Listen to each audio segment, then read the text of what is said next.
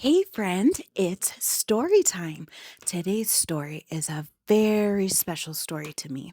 It is called A Map for Falasteen. So, you know that there's a lot going on in Palestine right now and in Gaza. And so, this story is very, very special to me because there hasn't been a day in the last year that I haven't thought about the people of Palestine and the people of Gaza. So, let's read A Map for Falasteen together. And let's talk about the people of Palestine and the people of Gaza. You ready? Grab a book, buddy, and let's get started. A Map for Falasteen. One morning, Falasteen's teacher showed her class a map of the world. Can each of you tell us where your family is from? She asked. The children gathered in a circle and began sharing their stories with pride. But when it was her turn, Falasteen searched the map and found nothing. Miss Baker, why isn't Palestine on the map? Miss Baker looked at the map. I think there's no such place, Miss Baker said. Falasteen was troubled, confused, and curious. She needed to ask more questions. When she got home, Falasteen's grandpa was tending his grapevines. When he saw her, he beamed like he was seeing the sunrise for the first time, the way he always did. How was your day, Habibiti? He asked. As she watched the flowers, Falasteen told her grandpa what had happened with her teacher. Jito, why isn't Palestine on the map? Jito looked into her eyes with concern. Then he took out his notepad from his pocket and he began to draw. First, an outline of what seemed to be an ancient tooth, like the fossil in Falasteen's dinosaur book. Then, ocean waves to the west, lines and borders to the east. With a steady hand, he drew little circles and gave life to the cities and villages with names she had not heard before. He labeled one of those circles Huwara, our home.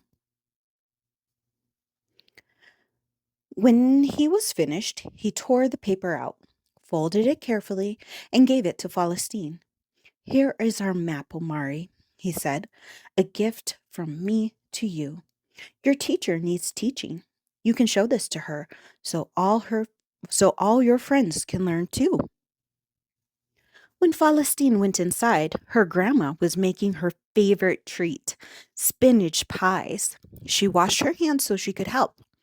As she filled the delicate parcels of dough with a special blend of spinach, walnuts, sumac, and spicy red pepper flakes, Falastiin asked, Tita, why isn't Palestine on the map?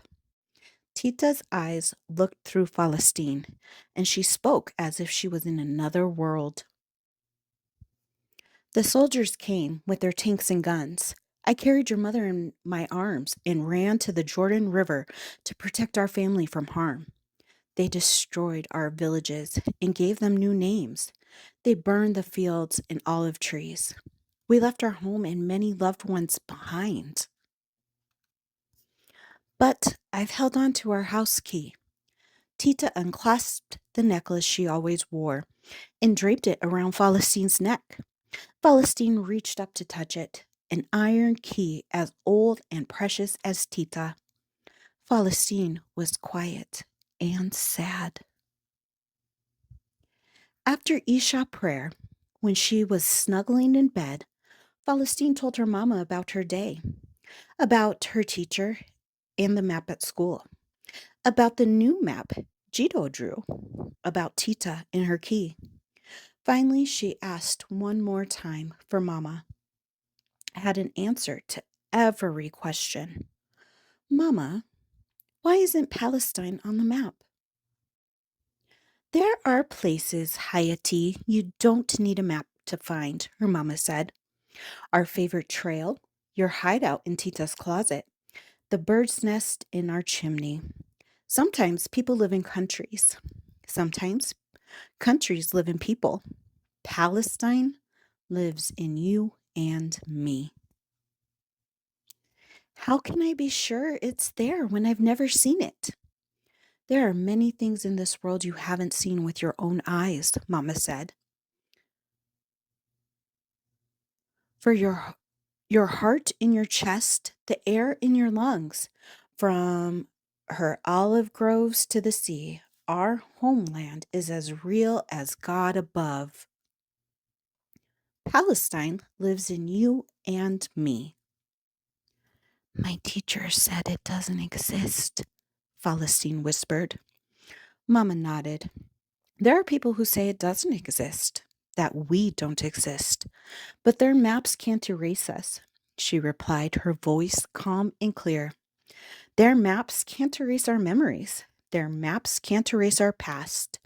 They think our freedom makes them less free, but it is wrong to deny a people their home. Palestine lives in you and me. Mama got in bed with Falasteen and held her close, smiling. She ran her fingers through her beautiful, stubborn curls.